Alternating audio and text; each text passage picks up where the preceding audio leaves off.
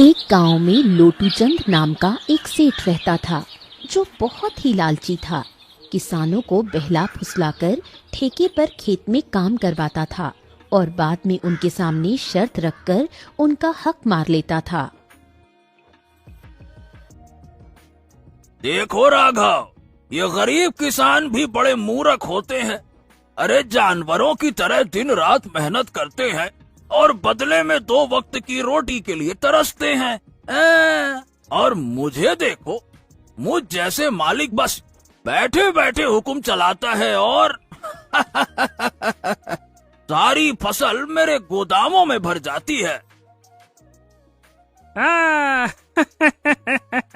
सही कहते हैं सेठ जी, पूरा गांव तो आप ही की मुट्ठी में है। अरे इनकी मेहनत का फायदा उठाना आपसे बेहतर और कोई नहीं जानता। अरे पूरे गांव पर तो आप ही का राज है। अरे आपकी मर्जी के बिना एक पत्ता भी नहीं हिलता यहाँ। हाँ, राजा तो मैं हूँ ही। और इन बेवकूफ किसानों को मैं ऐसी ऐसी शर्तों पर अपनी जमीन उधार देता हूँ कि मेहनत ये करते हैं और फसल मैं हड़प लेता हूँ। आखिर इन सालों की औकात ही क्या है मेरे सामने, हैं? सेठ ये बातें कर ही रहा होता है कि तभी उसके पास महेश नाम का एक गरीब किसान आता है जो बहुत दुखी और परेशान होता है। सेठ जी, सेठ जी, सेठ जी, मैंने सुना है कि आप किसानों को अपनी जमीन ठेके पर देते हैं। हाँ भाई, तुमने बिल्कुल ठीक सुना है। भाई, हम अपनी जमीन ठेके पर तो देते हैं। बताओ, तुम्हारी क्या समस्या है? ठीक है सेठ जी, तो मैं भी आपकी जमीन पर खेती करना चाहता हूँ। मुझे भी 1 साल के लिए आप अपनी जमीन ठेके पर दे दीजिए। मेरा नाम महेश है और मैं पास के गांव काशीपुर में रहता हूँ। ठीक है भैया महेश, मैं तुम्हें अपनी जमीन ठेके पर तो दे दूंगा, पर उसके लिए मेरी कुछ शर्तें भी तो सुन लो भैया। हाँ, ठीक है सेठ जी, बताइए क्या शर्त है। तो भैया शर्त यह है कि तुम्हें मेरी जमीन पर तो काम करना ही होगा और 1 साल के बाद उस जमीन पर जो भी फसल होगी उस फसल का आधा हिस्सा तुम्हारा होगा और आधा हिस्सा मेरा होगा।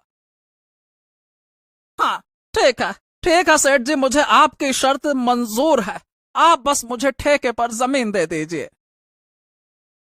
सेठ से जमीनी कागजी कार्रवाई करने के बाद बिरजू वहां से चला जाता है और अगले दिन खेती करने के लिए उस खेत में पहुंच जाता है।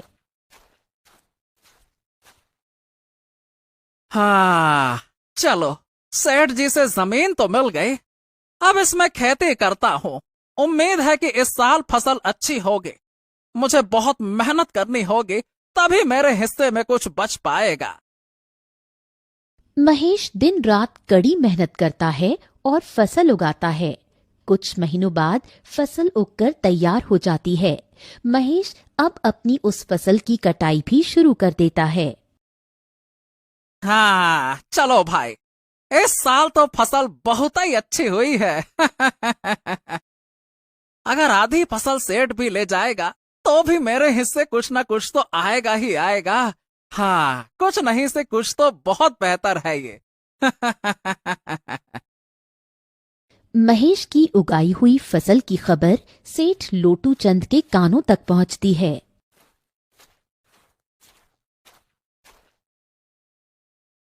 अरे सेठ जी, सुनते हो क्या?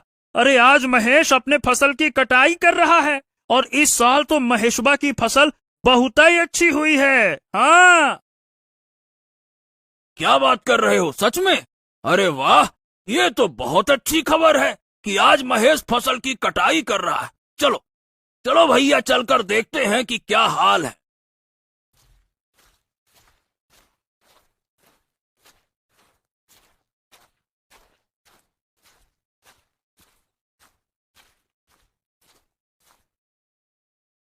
अरे महेश, ए भैया, फसल तैयार हो गई क्या? हाँ, इस बार तो तुम्हारी फसल वाकई बहुत अच्छी लग रही है। वाह वाह वाह, बहुत मेहनत किया है तुम। धन्यवाद धन्यवाद। बिल्कुल सही कहा सेठ जी। इस बार मैंने धान की फसल लगाई है और काफी मेहनत करने के बाद इतनी अच्छी फसल हुई है। अब तो मैंने कटाई भी शुरू कर दी है। अरे भैया, ये तुम्हारी मेहनत वहनत से नहीं हुआ है।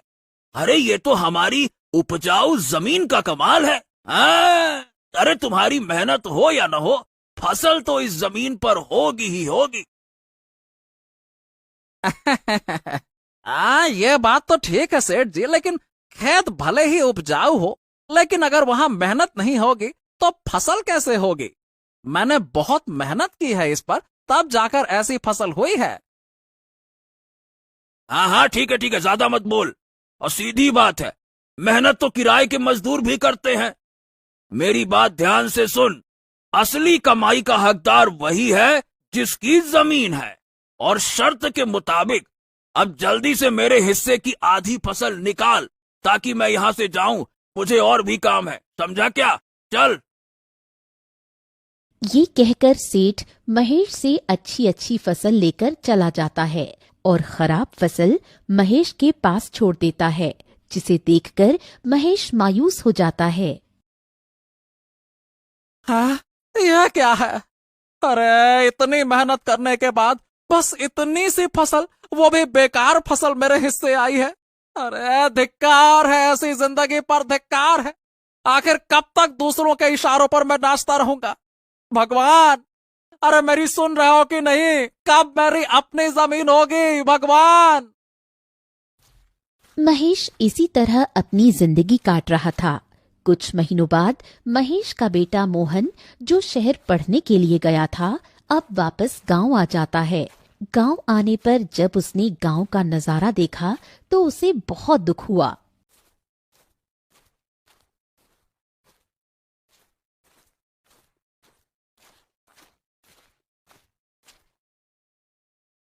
पिताजी, हमारे गांव का ये हाल क्यों है? सभी लोग दुखी और परेशान नजर आ रहे हैं। आखिर बात क्या है? बेटा, इस गांव में किसानों की यही किस्मत है। सेठ लोटू चंद जैसे लोग हमारी मेहनत का फायदा उठाते हैं। मेहनत हम करते हैं और फल सेठ लोटू चंद जैसे लोग खा जाते हैं। हमारे पास ना तो अपनी जमीन है, ना अधिकार। बस मेहनत करते हैं और बेटा भूखे रह जाते हैं। यही लगता है हमारी नियति है। किसानों की ये स्थिति सुनकर मोहन बहुत दुखी हो जाता है और गुस्से में आ जाता है। बस पिताजी, बस बस बस करिए। अब आप चिंता मत कीजिए। अब ये अन्याय और नहीं चलेगा। आज से मैं खेती करूंगा और उस लालची सेठ लोटू चंद को उसी की शर्तों में उसकी चालाकी का जवाब दूंगा। अब उसे समझ में आएगा कि उसका पाला किससे पड़ा है।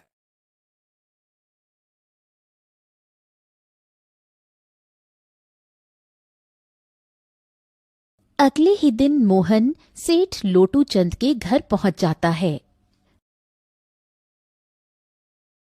हाँ भैया, कहो मोहन, क्या बात है? सेठ जी राम राम। पिताजी की जगह इस बार मैं खेती करूंगा। मुझे ठेके पर कुछ जमीन चाहिए।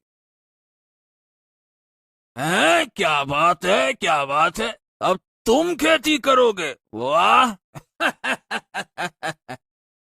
अरे बेटा, जाओ जाओ जाओ। अभी तुम्हारे अंदर इतना दम नहीं है बेटा कि तुम खेती कर पाओ।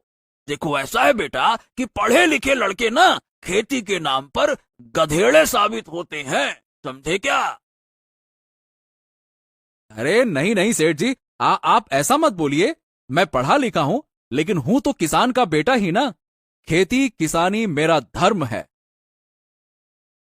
हाँ, खेती किसानी मेरा धर्म है तो ठीक है, चल मान लेता हूं मैं भी कि खेती किसानी करेगा।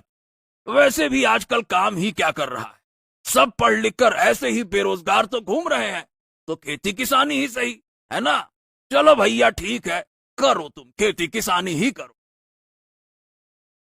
आपका आपका बहुत बहुत धन्यवाद सेठ जी, जो आपने इतनी कृपा की। अरे बस बस, धन्यवाद बाद में दे देना। पहले भैया मेरी नियम और शर्तें तो सुन लो। हाँ हाँ, बिल्कुल सेठ जी, बताइए क्या शर्त है आपकी। ये तो बच्चा है, इसे कुछ ऐसी शर्त बताता हूं जिससे कि इसकी सारी फसल मेरी हो जाएगी। वैसे भी इसका पिता महेश हर साल धान की फसल लगाता है, तो ये बेवकूफ भी धान ही लगाएगा। हाँ अच्छा ठीक है, तो मोहन सुनो, तुम जो भी फसल लगाओगे उसका आधा मैं रखूंगा और आधा तुम रखोगे, लेकिन ऊपर का हिस्सा मैं रखूंगा और नीचे का हिस्सा तुम्हारा होगा। समझ गए? मैं फिर से दोहरा देता हूं, ऊपर का हिस्सा मैं रखूंगा और नीचे का हिस्सा तुम्हारा होगा। अगर मेरी ये शर्त मंजूर है तो बोलो भैया। हाँ हाँ ठीक है सेठ जी, मुझे आपकी शर्त मंजूर है, ऐसा ही होगा। मैं भी फिर से दोहरा देता हूँ, ऊपर की फसल आपकी होगी, नीचे की फसल मेरी होगी। जैसा आपने कहा वैसा ही होगा।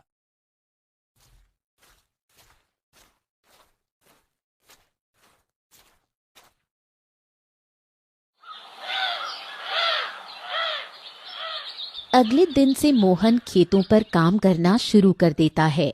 मोहन ने इस बार धान के बदले आलू की फसल लगाई और कुछ महीने बाद फसल तैयार हो गई। आलू की फसल बहुत ही अच्छी हुई।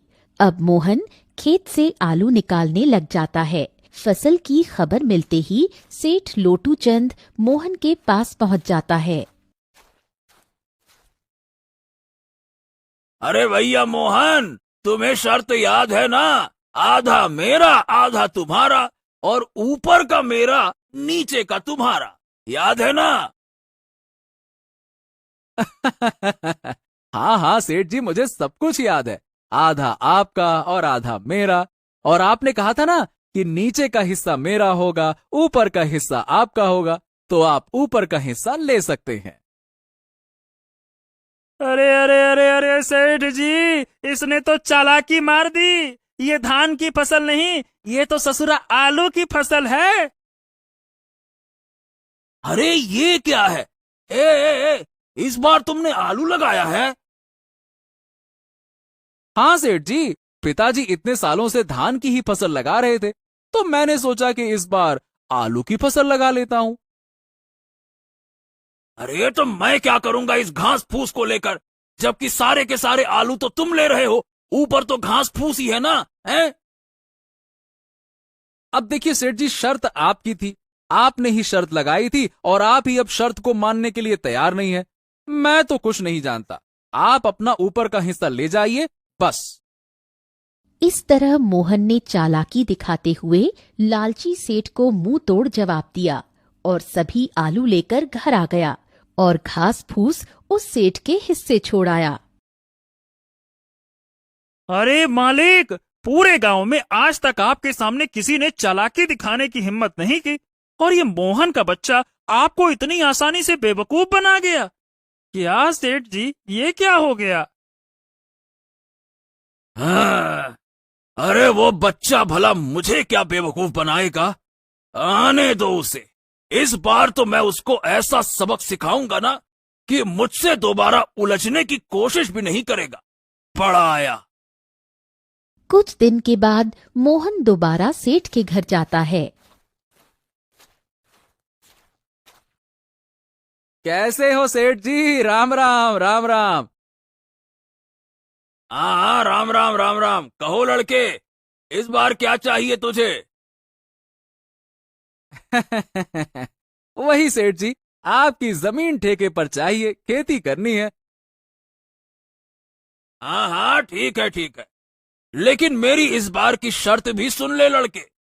इस बार तेरी कोई चालाकी नहीं चलेगी। इस बार फसल के नीचे का हिस्सा मैं लूंगा और ऊपर का हिस्सा तेरा होगा।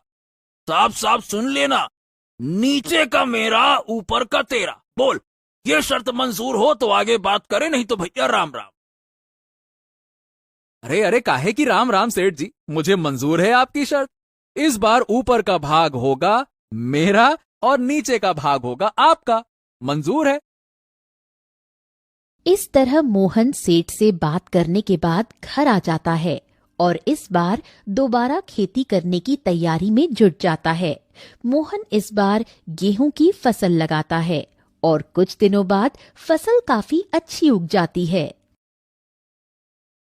अरे वाह वाह वाह वाह वाह, इस बार तो गेहूं की फसल खूब लहलहा रही है। मजा आ गया। अब आने दो उस सेठ को, फिर से ऐसा मजा चखाता हूं ना कि मजा ही आ जाएगा उसको। कुछ दिन के बाद सेठ मोहन के पास आता है। जैसे ही सेठ गेहूं के खेत पर पहुंचा, उसका दिमाग चकराना शुरू हो गया। अरे रे रे रे रे रे रे रे, ये क्या? इसने तो इस बार गेहूं की फसल लगा दी। अरे रे रे रे रे रे, जितना मैं सोच रहा था ये लड़का तो उससे कहीं ज्यादा होशियार निकला। हाँ? अरे राम राम, नमस्ते सेठ जी, नमस्ते नमस्ते। कैसे हैं आप?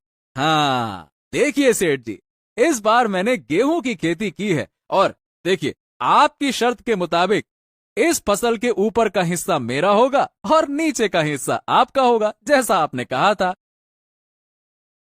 इस तरह मोहन ने अपनी होशियारी से सेठ लोटू चंद को दोबारा बेवकूफ बना दिया और सेठ एक बार फिर से धोखा खाकर आग बबूला हो गया। अरे मालिक, उस छोटे से बच्चे का दिमाग तो देखिए। आप जैसे इतने बड़े चालबाज को दो दो बार बेवकूफ बना गया। ये क्या हो रहा है मालिक? अरे मैं उसको बच्चा ही समझ रहा था और उस बच्चे ने तो मुझे बेवकूफ ही बना दिया। आने दो इस बार, फिर उसको बताता हूं कि सेठ लोटू चंद किसे कहते हैं। मोहन ने गेहूं की कटाई की और सारी फसल अपने घर ले आया और उस फसल का कुछ हिस्सा उसने गांव के जरूरतमंद लोगों में बांट दिया। मोहन और उसका पिता महेश दोनों ही बहुत खुश थे। कुछ दिनों बाद फिर से फसल उगाने का समय आया। हाँ चलो आज उस सेठ के साथ दोबारा मुलाकात करता हूँ और इस साल भी ठेके पर जमीन लेकर फसल उगाता हूँ। देखता हूँ इस बार शर्त में वो सेठ कौन सा खुरापाती दिमाग लगाता है। चलो। ये सोचकर मोहन उस सेठ के पास दोबारा पहुंच जाता है। अच्छा, तो तुम मुझसे मिलने के लिए फिर से आ गए। अब क्या खेल खेलना चाहते हो मेरे साथ? देखो बच्चे, ज्यादा होशियार बनने की कोशिश मत करना। मेरा भी नाम सेठ लोटू चंद है। ऐसा लोटा घुमाऊंगा ना कि तुम्हारी दुनिया घूम जाएगी। अरे मैं कहाँ होशियारी सेठ जी, आप कैसी बातें करते हैं। मैं तो एक किसान का पढ़ा लिखा बेरोजगार बेटा हूँ। होशियार तो आप लोग हैं जो गांव के गरीब किसानों की मजबूरी का फायदा उठा रहे हैं। ए, अपनी जबान को लगाम दे लड़के, कुछ भी मत बोल, समझा क्या? हाँ, जिस काम के लिए आया है वो बात कर। यहाँ ज्ञान बघारने की जरूरत नहीं है, समझा? बता क्या काम है? सेठ जी चलिए काम की बात करते हैं। तो मुझे इस बार भी आपकी जमीन ठेके पर चाहिए। बताइए इस बार आपकी क्या शर्त है? हाँ, तो अब आया ना मुद्दे की बात पे। तो शर्त तो है, और तू खुद को बड़ा होशियार समझता है ना बच्चे। चल, तो इस बार फसल के नीचे का और ऊपर का हिस्सा मेरा होगा और बीच का हिस्सा तेरा होगा। अब बोल, अगर ये शर्त मंजूर है तुझे तो हाँ बोल, नहीं तो रास्ता नाप। अरे अरे अरे, ऐसे कैसे रास्ता नापूं? मुझे बिल्कुल मंजूर है आपकी शर्त। जैसा आप कहें, मैं खेती करने के लिए तैयार हूं। ऊपर का नीचे का आपका, बीच का मेरा। मंजूर है। और अब राम राम सेठ जी, मुझे फसल उगाने की तैयारी करनी है, जाता हूं। राम राम। लालची सेठ की बातें मानकर मोहन घर चला आता है। वो फिर से फसल की तैयारी में लग जाता है और इस बार वो गन्ने की फसल लगाता है। हाँ, इस बार बेटा खेत में कौन से फसल लगाएगा? अरे इस बार तो सेठ ने बहुत ही खतरनाक शर्त लगाई है। पिताजी, वो सेठ लोटू चंद है तो मैं भी पढ़ा लिखा होशियार हूं।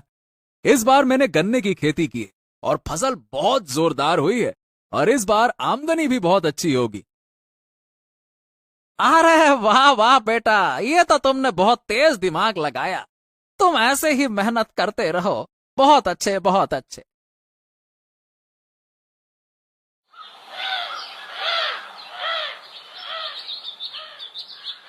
कुछ दिनों बाद लालची सेठ और राघव दोनों दोबारा मोहन के पास आने लगे।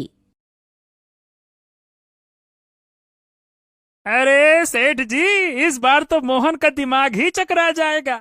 इस बार तो आपने बहुत ही बढ़िया शर्त रखी है। ऊपर का भी आपका, नीचे का भी आपका। अब उसके पास क्या बचा? ठन ठन गोपाल ठेंगा।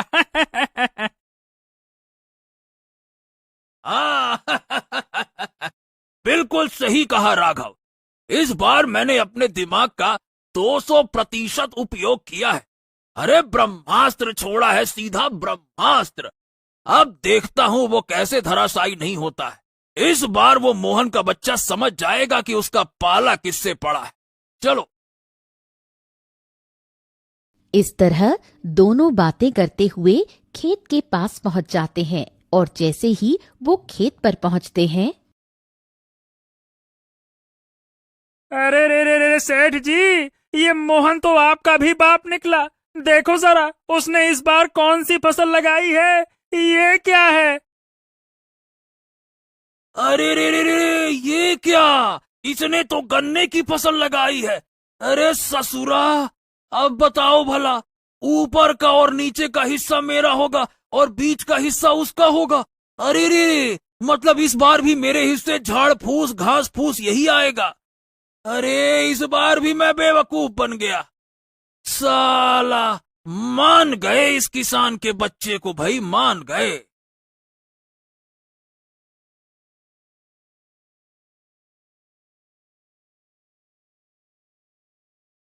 आइए आइए आइए सेठ जी, आइए आइए। राम राम राम राम। क्या हाल चाल है आपके और क्या बातचीत चल रही दोनों में? जरा मुझे भी बताइए। अच्छा, क्या बातचीत चल रही है? एक तो चोरी, ऊपर से सीना जोरी। अरे तुमने मुझे इस बार भी बेवकूफ बना दिया, समझे? अरे अरे अरे, मैं भला आपको क्या बेवकूफ बनाऊंगा सेठ जी? आप तो दुनिया को बेवकूफ बनाते हो। देखो सेठ जी, इस बार मैंने गन्ने की फसल उगाई है और आपकी शर्त के मुताबिक इस फसल के ऊपर और नीचे का हिस्सा आप ले जाओगे और बीच का मैं ले जाऊंगा। जैसी शर्त वैसा काम। अबे ओ किसान के बच्चे, सेठ जी को ज्यादा होशियारी दिखाने की कोशिश मत करना। बेईमानी और धोखाधड़ी में वो सबके बाप है, बाप। ये खेत भी हमारा और ये फसल भी हमारी है। अब बोल। बस कर राघव, बस कर, बस बस। हाँ, मैं समझ गया। चिल्लाने की कोई आवश्यकता नहीं है अब। ये शायद हमारी ही करनी का फल है। मैंने भोले भाले इन किसानों को बहुत ठगा है। आज पहली बार हमसे किसी ने पंगा लिया और इस लड़के ने मेरी आंखें खोल दी। मैं समझ चुका हूं और मेरा हृदय भी परिवर्तित हो गया है। अब मैं किसी किसान को बिल्कुल परेशान नहीं करूंगा। सबकी मेहनत का बराबर पैसा दूंगा और जितने भी किसान की जमीन मेरे पास गिरवी है, मैं सबको वापस कर दूंगा। बस। हाँ, ये हुई ना बात सेठ जी। ये तो आपने कही पते की बात। देखिए सेठ जी, एक किसान दिन रात मेहनत करता है अपने लिए और अपने परिवार के लिए, और किसके लिए करेगा ये सब कुछ? ना तो कभी वो अच्छे कपड़े पहन पाता है, ना ही कभी अच्छा खाना खा पाता है। दिन रात दूसरों का पेट भरने के लिए वो अपना पेट काटकर मेहनत करता है। न गर्मी देखता है, न ठंडी देखता है, न बरसात, बस वो मेहनत करता है। इसीलिए इनको तरसाना ठीक नहीं है सेठ जी। इनका हक तो इनको मिलना ही चाहिए ना, है ना?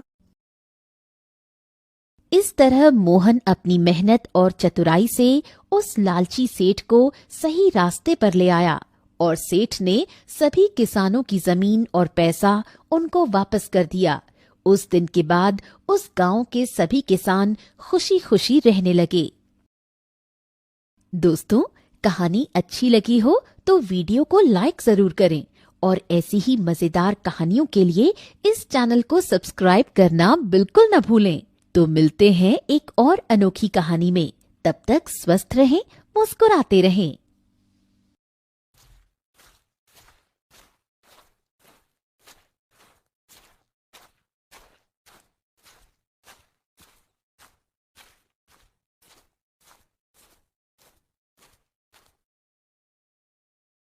पिताजी, मैं बाहर जा रही हूँ अपने प्यारे से दोस्त सोनू के साथ। कुछ देर में वापस आ जाऊंगी। ठीक है बेटा राजकुमारी अन्वी, लेकिन मैं तुम्हारे पीछे कुछ सैनिकों को भेज देता हूँ, वो तुम्हारी रक्षा करेंगे। नहीं पिताजी, आपकी बेटी बहुत निडर और मजबूत है। भला मुझे किसी की रक्षा की क्या जरूरत। और वैसे भी मैं बस कुछ ही दूर जा रही हूँ, जल्दी ही वापस आ जाऊंगी। अच्छा, चलो ठीक है, आप जा सकती हैं, लेकिन आप जल्द ही वापस आएंगी, ठीक है ना? क्योंकि हमें आज शाम तक राजा विश्वनाथ जी से मिलने जाना है। ठीक है पिताजी, चल आ सोनू, चलते हैं।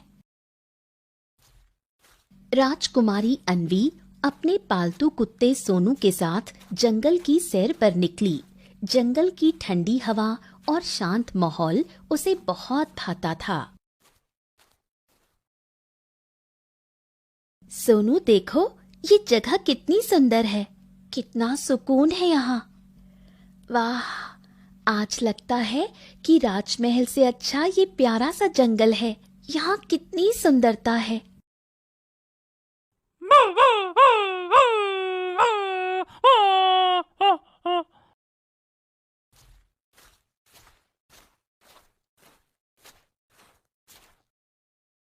तभी थोड़ी देर बाद जब राजकुमारी अन्वी अपने कुत्ते के साथ जंगल के बीच में पहुंची तो उन्हें जंगल के बीचों बीच एक रहस्यमयी चमकदार वृक्ष दिखाई दिया। वृक्ष के ऊपर सुंदर सुंदर फूल खिले हुए थे और उसके चारों ओर मधुर सी गूंज थी। अन्वी उसकी ओर आकर्षित हो गई। उसे ये वृक्ष बहुत अच्छा लगा। अरे वाह, ऐसा पेड़ तो मैंने कभी नहीं देखा। ये तो कोई खूबसूरत वृक्ष लग रहा है। एक काम करती हूँ, इसका फूल तोड़ लेती हूँ। तभी अन्वी उस चमकते हुए वृक्ष के पास गई और जैसे ही अन्वी ने उस वृक्ष की एक डाली को तोड़ा, एक चमकदार रोशनी फैली और आकाश में एक आवाज गूंजी। दुष्ट, तूने पवित्र वृक्ष को छेड़ा है। तुम्हें मेरे फूलों को तोड़ना था, लेकिन तुमने मेरे एक डाली को तोड़ दिया और मुझे परेशान किया। इसीलिए तुम्हें इसका दंड मिलेगा। अब तू तब तक एक पत्थर की मूर्ति बनी रहेगी जब तक कोई सच्चा, पवित्र और ईमानदार व्यक्ति आकर तुझ पर जल नहीं डालेगा। अरे लेकिन दिव्य वृक्ष, मुझसे ये गलती से टूट गया। मैं तो सिर्फ एक फूल तोड़ने आई थी। आप कृपया करके ये श्राप वापस ले लीजिए। मैं एक राजकुमारी हूँ। जैसे ही इस पेड़ को पता चला कि वो एक राजकुमारी है, तभी उसने कहा, हे राजकुमारी, मैं ये श्राप तो वापस नहीं ले सकता क्योंकि आपने मेरी सुंदरता भंग की है।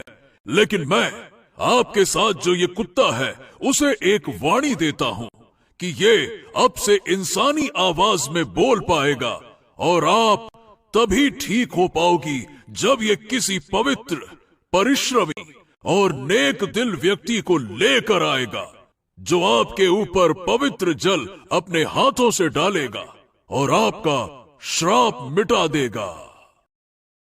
इतना कहकर वृक्ष शांत हो गया। अन्वी की देह एक संगमरमर की मूर्ति में बदल गई। कुत्ता सोनू घबरा गया, लेकिन अब उसके पास एक इंसानी आवाज में बोलने की शक्ति थी। तभी उसने राजकुमारी से कहा, राजकुमारी आप चिंता मत कीजिए, मैं जल्द ही किसी पवित्र व्यक्ति को लेकर आता हूँ। आप डरिए नहीं, मैं जरूर आऊंगा। सोनू ने अपनी रानी की मुक्ति की कस्में खाईं और उससे वादा किया कि वो जल्द ही किसी पवित्र और सच्चे दिल व्यक्ति को लेकर लौटेगा, और वो गांव की ओर चल पड़ा। दूर पहाड़ियों के बीच बसे छोटे से गांव सतवनपुर में एक युवक रहा करता था, शिवा। शिवा एक मेहनती, ईमानदार और अत्यंत आत्मसम्मानी किसान था। वो अकेला अपने छोटे से घर में रहा करता था। उसके माँ बाप नहीं थे, ना ही कोई भाई बहन। उसका पूरा जीवन खेतों और अपनी मेहनत के नाम था। लेकिन अब उसे बहुत सी समस्याएं होती थीं, क्योंकि कड़कड़ाती धूप में जब वो खेतों से काम करके घर वापस लौटता, तब उसे अपने काम खुद ही करने पड़ते। यहाँ तक कि जब वो बीमार होता था, उस समय भी उसकी देखरेख करने वाला कोई नहीं होता था। ए शिवा, ए भाई, आज तो भयानक गर्मी और धूप पड़ रही है, तू आज भी काम करने को आ गया। हाँ, अरे श्याम भैया, क्या करूं, घर में कोई काम नजर नहीं आ रहा था, इसीलिए सोचा खेत में ही चले जाता हूं, कुछ न कुछ तो करूंगा ही।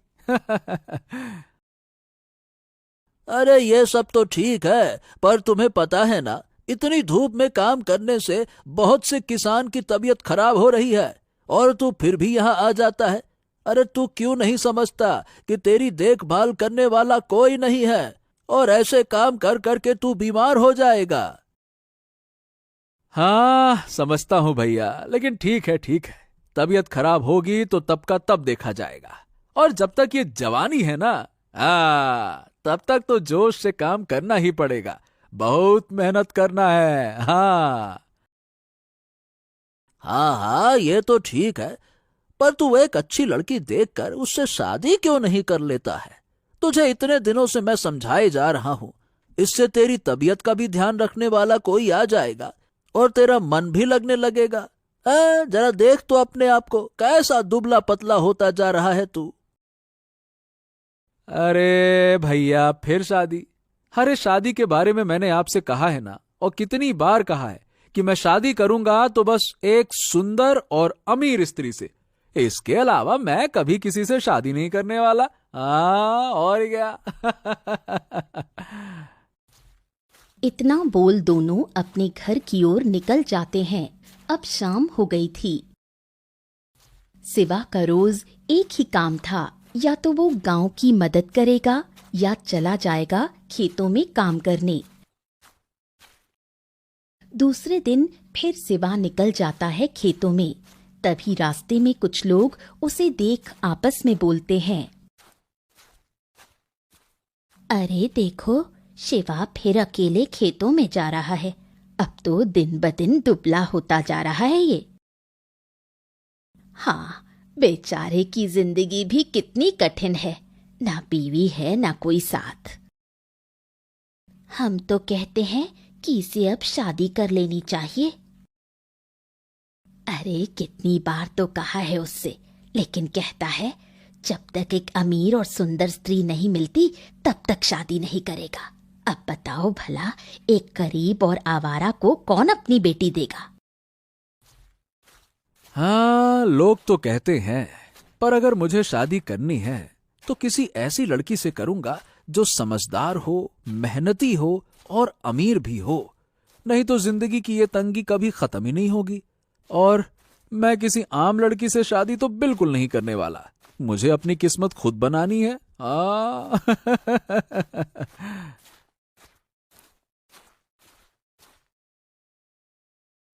अरे राम राम, बाप रे बाप, आज भी गर्मी कम नहीं हुई है। अरे भगवान उठा ले रे बाबा, उठा ले, अरे मुझको नहीं, इस गर्मी को उठा ले। अरे रे, अरे ये कुत्ता यहाँ क्यों देख रहा है? और ये यहाँ का कुत्ता तो नहीं लगता। अरे कहीं ये पागल कुत्ता तो नहीं है? ओए ओए, चल दूर दूर कहीं का, चल जा यहाँ से, चल चल, अरे भाग जा यहाँ से। ये कुत्ता कुछ नहीं बोला, लेकिन मुखिया के ज्यादा भगाने पर वो जाने लगा। तभी मुखिया जैसे ही अपनी कुर्सी पर बैठा, उसकी कुर्सी टूट गई और वो गिर गया। अरे रे रे रे रे रे रे रे रे रे रे रे, अरे मेरी कमर टूट गई रे, ये मनहूस कुत्ता कहाँ से आया? अरे रे रे रे रे रे रे रे, बहुत दर्द हो रहा है। दूसरी तरफ गांव का एक किसान अपनी दुकान में समोसे सजा रहा था। तभी ये कुत्ता उसकी दुकान के पास आता है।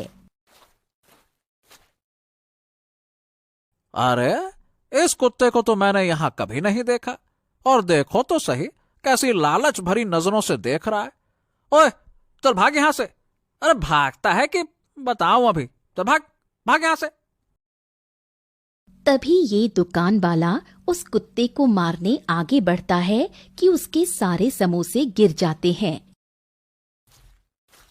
अरे रे रे रे रे रे, ये कैसा मनहूस कुत्ता देख लिया, आज पूरे समोसे खराब कर दिए उसने। अरे रे, हे भगवान, आने दो, फिर मैं उसको बताता हूँ। पूरा समोसा खराब कर दिया मेरा। एक दिन शिवा खेतों में कड़ी मेहनत कर घर वापस आया। आज उसे बहुत भूख लगी थी, तभी वो खाना बनाने लगा। उसी वक्त वो कुत्ता शिवा के पास आता है।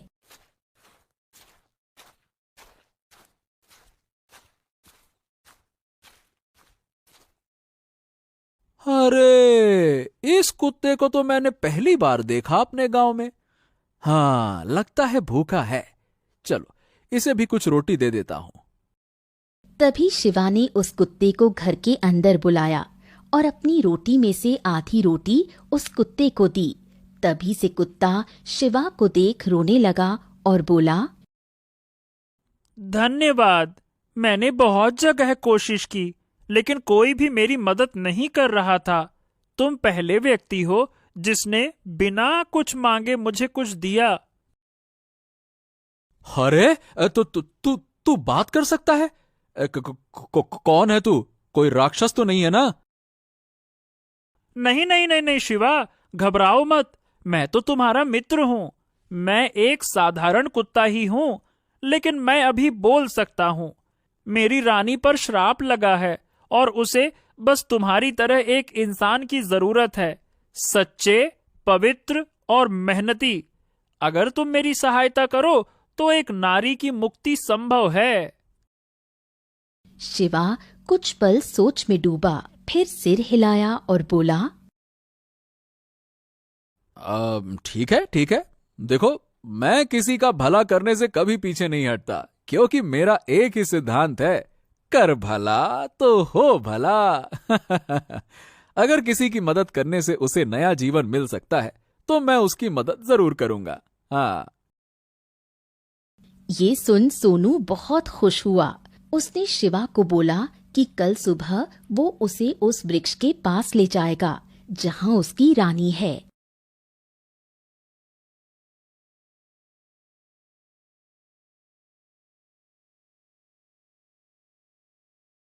हाँ, तो बोलो भाई सोनू, किधर जाना है हमें और मैं क्या मदद कर सकता हूं तुम्हारी? बताओ। शिवा, तुम्हें मेरे साथ जंगल के बीचों बीच चलना होगा, वहीं तुमको सब समझ में आ जाएगा। चलो आ जाओ, मेरे साथ आओ। शिवा और सोनू दोनों जंगल की ओर चल दिए। थोड़ी देर बाद जैसे ही वो उस वृक्ष के पास पहुंचे, सोनू ने मूर्ति की ओर इशारा किया जहां राजकुमारी अन्वी की पत्थर बनी हुई मूर्ति थी। हाँ, तो ये है मेरी रानी, राजकुमारी अन्वी।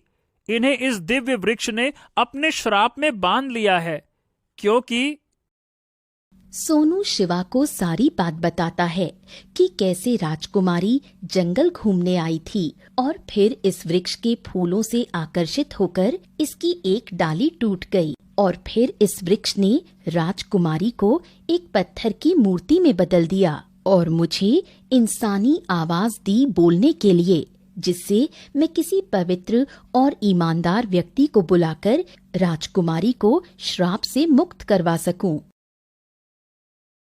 हाँ, अच्छा तो ये बात है। दोस्त, अब तुम देखो मैं कैसे मिनटों में राजकुमारी को मुक्त करता हूं। तभी शिवा जंगल के पास के झरने से पानी भरकर लाया और मूर्ति पर डाला। उसी क्षण पूरा जंगल रोशनी से भर गया। मूर्ति फूट को एक नया जीवन दान दिया है। ये सच है? मैं फिर से जीवित हो गई?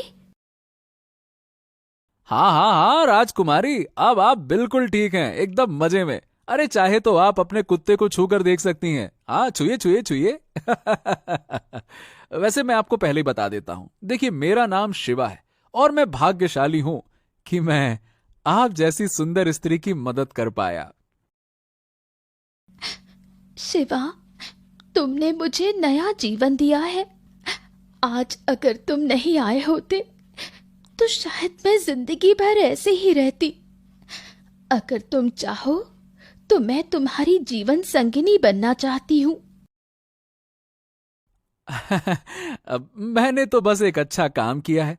अगर तुम जैसी जीवन साथी मिले तो ये तो मेरा बहुत बड़ा सौभाग्य होगा। और वैसे भी पूरे गांव वालों को भी तो दिखाना है कि शिवा जो बोलता है वो करता भी है। हाँ। शिवा बहुत खुश हुआ। आखिरकार उसे एक बहादुर स्त्री मिल ही गई। तीनों ने जब खुशी खुशी गांव में प्रवेश किया तब गांव के सारे लोग इन्हें देख दंग रह गए। अरे ये तो राजा की बेटी है, लेकिन ये शिवा इसके साथ क्या कर रहा है? अरे हम तो शिवा को कहते थे शादी करके दुल्हन ले आ, ये तो सीधा रानी ले आया। थोड़ी देर बाद जब राजा चंद्रबुद्ध अपनी बेटी को खोजते हुए गांव आए तब शिवा को देख चौंक गए। लेकिन जब राजा को सारी बात पता चली तब उन्होंने शिवा को धन्यवाद कहा, शिवा को सम्मानित किया और पूरे गांव में उसकी भलाई का ढिंढोरा पिटवाया। तभी राजकुमारी अन्वी राजा से बोली, पिताजी, शिवा ने मुझे एक नया जीवन दिया है और शिवा जैसा मेहनती ईमानदार व्यक्ति शायद ही मुझे मिल सकता है। पिताजी, मैं शिवा को अपने साथ अपने महल में रखना चाहती हूँ और शिवा भी मुझसे शादी करने के लिए तैयार है। ठीक है, मैं इस सच्चे, मेहनती और महान युवक को अपनी बेटी का हाथ देता हूँ। ये सुन शिवा भी बहुत खुश हुआ, मानो कि शिवा की मेहनत और उसकी जिद रंग लाई। आखिर शिवा की शादी सिर्फ किसी अमीर लड़की से नहीं बल्कि राजकुमारी अन्वी के साथ हो गई। सारे गांव वाले भी बहुत खुश हुए।